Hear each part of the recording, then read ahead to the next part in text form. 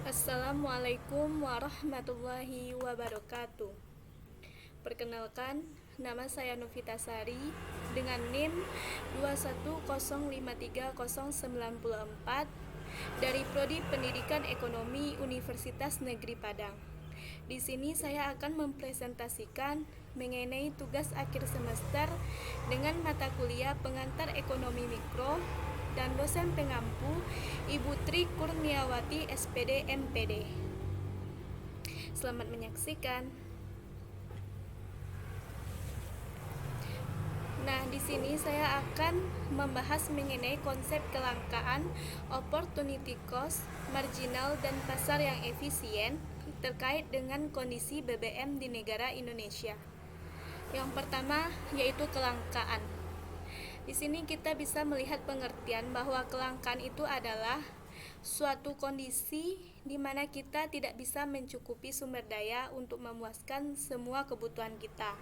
Dengan kata lain, kelangkaan terjadi karena jumlah kebutuhan lebih banyak dari barang atau jasa yang tersedia. Nah, di sini kita bisa melihat contoh bahwa sumber daya yang tersedia saat ini tidak mencukupi dengan orang yang membutuhkan sumber daya tersebut atau memanfaatkan sumber daya tersebut, sehingga itu dinamakan dengan kelangkaan. Adapun ciri-ciri dari kelangkaan adalah yang pertama, sumber daya dari barang atau jasa tersebut jarang untuk bisa kita dapat atau bisa juga tidak mencukupi. Nah, di sini karena barang itu tidak bisa mencukupi kebutuhan kita, maka bisa disebut dengan langka. Yang kedua, keinginan atau kebutuhan manusia yang tinggi. Sama kita tahu bahwa keinginan manusia itu selalu bertambah. Dari ingin memiliki satu motor, nantinya akan mempunyai keinginan lebih dari satu motor tersebut. Yang ketiga adalah jumlah alat pemuas kebutuhan yang sangat terbatas. Dengan adanya keterbatasan dengan jumlah alat tersebut, maka menyebabkan barang tersebut menjadi langka. Yang keempat, harga permintaan melambung tinggi.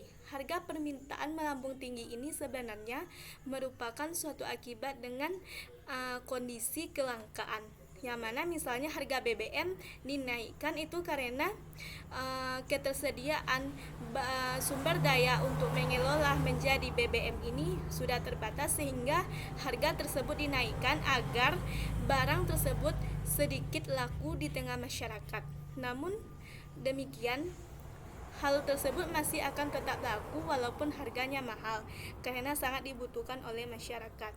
Yang selanjutnya adalah konsumen harus berkorban demi mendapatkan alat pemuasan atau barang tersebut, dan ini juga bisa kita kait dengan opportunity cost.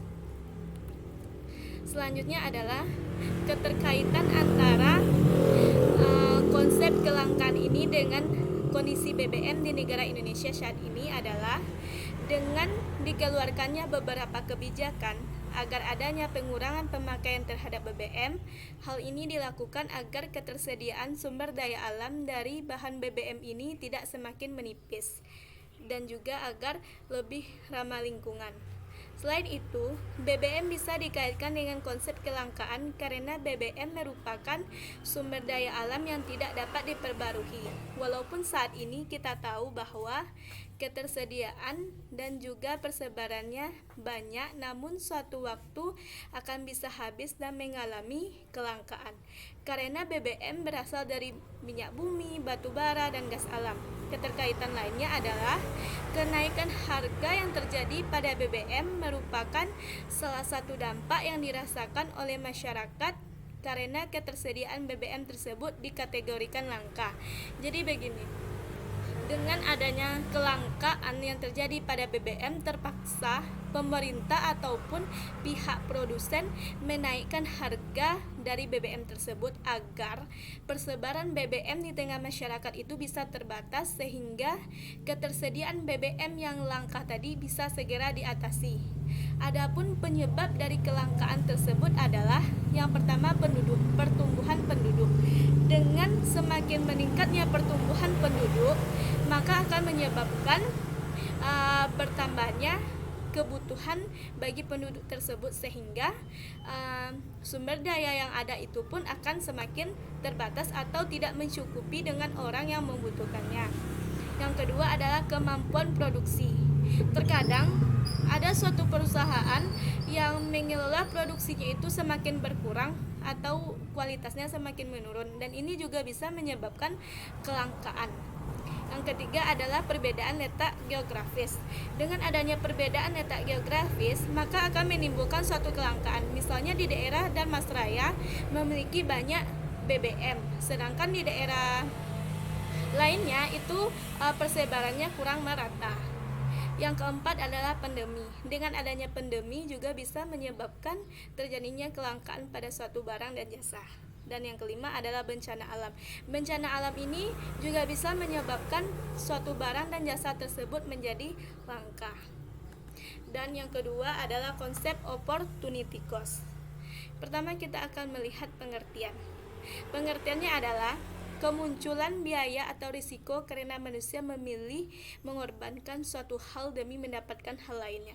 Jadi dapat kita simpulkan bahwa opportunity cost ini adalah suatu hal yang kita korbankan demi mendapatkan hal lain. Bisa kita contohkan seperti ini.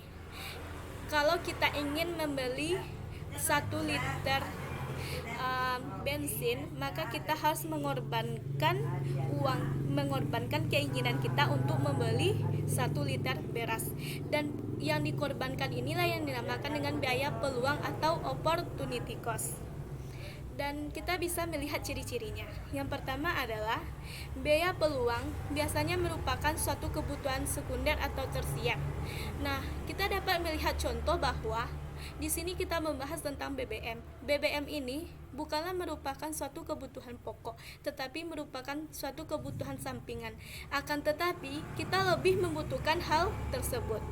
Yang kedua adalah pengambilan keputusan biaya peluang tergantung pada tujuan dan situasi perusahaan atau individu. Nah, di sini tadi kita mempunyai 2 pilihan. Yang pertama, membeli 1 liter bensin, dan yang kedua membeli 1 liter beras. Karena kita ingin pergi ke sekolah, maka tujuan kita adalah ke sekolah. Dan hal yang digunakan, yang diperlukan adalah kendaraan. Makanya kita memilih pilihan pertama, yaitu membeli 1 liter bensin. Yang ketiga adalah memiliki banyak kemungkinan terkait dengan penggunaannya. Dengan kita memilih hal tersebut, maka kita bisa menggunakannya untuk pergi ke sekolah. Dan yang keempat adalah perhitungan biaya peluang tidaklah selalu berkaitan dengan uang. Misalnya saja berkaitan dengan barang seperti beras, garam, bensin, dan lain sebagainya. Bisa kita lihat penyebab dari terjadinya opportunity cost. Terjadinya adalah karena pilihan yang dilakukan oleh manusia, individu, dan masyarakat atas kelangkaan yang terjadi. Jadi dapat kita simpulkan bahwa kelangkaan dengan opportunity cost ini saling berkaitan, yang mana biaya peluang atau opportunity cost ini disebabkan karena terjadinya kelangkaan pada suatu barang. Misalnya tadi BBM. BBM ini persediaan sumber daya alamnya sudah terbatas, sehingga menyebabkan BBM ini menjadi langka, dan menjadi langkahnya ini akan menyebabkan suatu pilihan kepada orang lain, baik itu individu, perusahaan maupun masyarakat sekeliling. Dan kita juga bisa melihat keterkaitannya. Keterkaitan antara kondisi BBM di negara Indonesia saat ini dengan konsep opportunity cost adalah karena BBM termasuk ke dalam daftar produk atau barang yang langka, dan asalnya adalah karena ketersediaan BBM ini sangat terbatas. Sedangkan sama kita tahu bahwa opportunity cost terjadi karena adanya kelangkaan, jadi saling terkait satu sama lain. Yang C adalah marginalisme. Marginal ini adalah teori ekonomi yang mencoba menjelaskan perbedaan nilai barang dan jasa dengan mengacu pada utilitas sekunder atau marginalnya. Nilai utilitas sendiri adalah nilai kepuasan atau manfaat yang diterima oleh seseorang atau konsumen dari suatu barang atau jasa yang ia konsumsi. Jika tingkat kepuasan dari suatu barang itu semakin tinggi, maka semakin tinggi pula daya guna dari barang tersebut. Nah, di sini kita bisa melihat bahwa marginalisme ini memiliki nilai guna. Nilai guna itu adalah utilitas. Bisa kita contohkan seperti ini. Keterkaitannya adalah antara BBM dengan konsep marginal adalah yang mana di sini memicu pada suatu kebutuhan sekunder, akan tetapi lebih diprioritaskan daripada kebutuhan pokok. Sebagai contoh adalah berlian dengan air. Kenapa harga berlian lebih tinggi dan mahal jika dibandingkan dengan harga air, sedangkan air merupakan kebutuhan yang sangat diperlukan daripada berlian. Dan hal ini adalah karena nilai utilitas dari berlian ini lebih tinggi dibandingkan dengan air. Nah, begitu juga dengan BBM yang lebih tinggi dibandingkan misalnya dengan air tadi. Di sini maksudnya adalah nilai utilitas itu adalah nilai daya guna kepuasan yang diterima oleh konsumen. Misalnya kalau kita membeli suatu air, satu kali beli aqua itu akan terasa sangat menyenangkan dan sangat merasa puas, dan cukup untuk beberapa kali selanjutnya maka akan mengurangi kepuasan. Dan yang D adalah pasar efisien. Pengertiannya adalah pasar yang nilai-nilai sekuritasnya tidak menyimpang dari nilai intrinsik. Pasar bisa dikatakan efisien terhadap suatu sistem informasi jika harga-harga sekuritas bertindak seakan setiap orang mengamati sistem informasi tersebut. Dan kondisi dari pasar efisien adalah apabila pasar dapat memberikan informasi kepada investornya secara cepat dan tidak dikenakan biaya-biaya.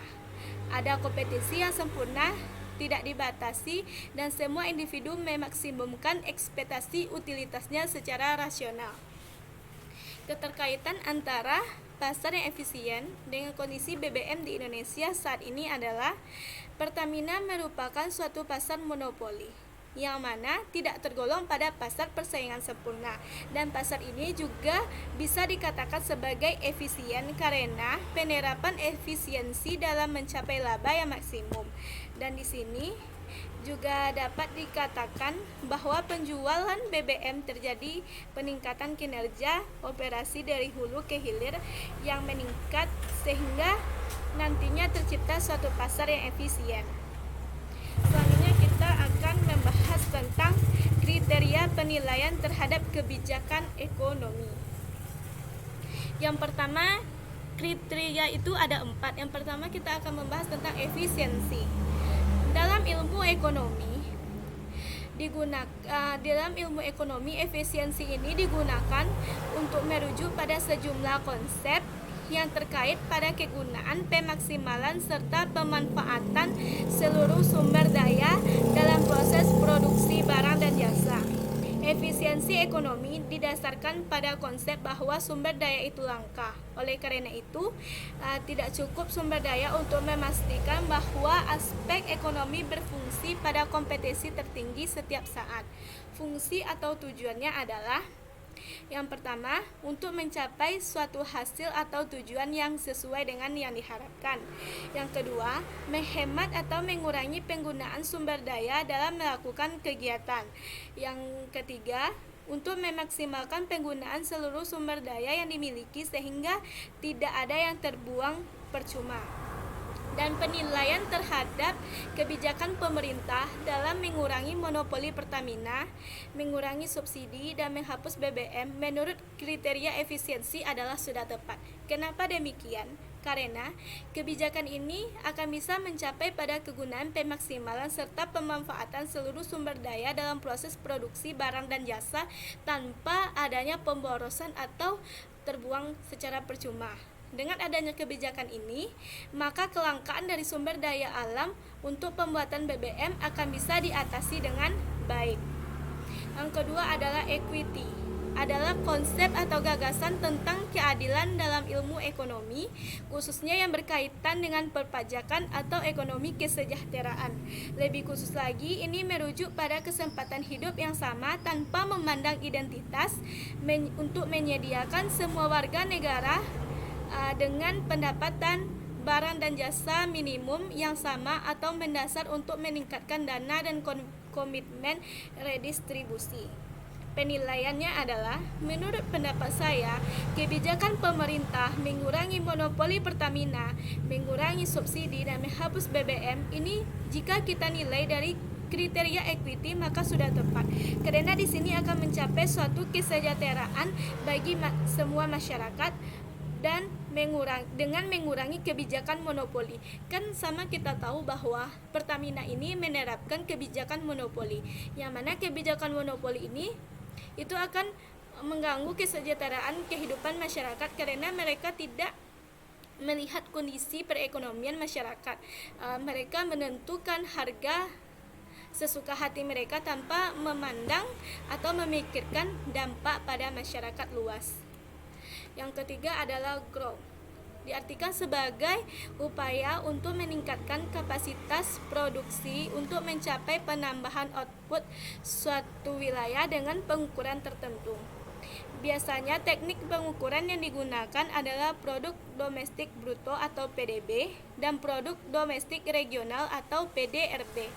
Pertumbuhan ekonomi merupakan salah satu indikator yang sangat penting dalam melakukan analisis tentang pembangunan ekonomi yang terjadi pada suatu negara dan menunjukkan sejauh mana aktivitas perekonomian akan menghasilkan tambahan pendapatan masyarakat pada suatu periode tertentu.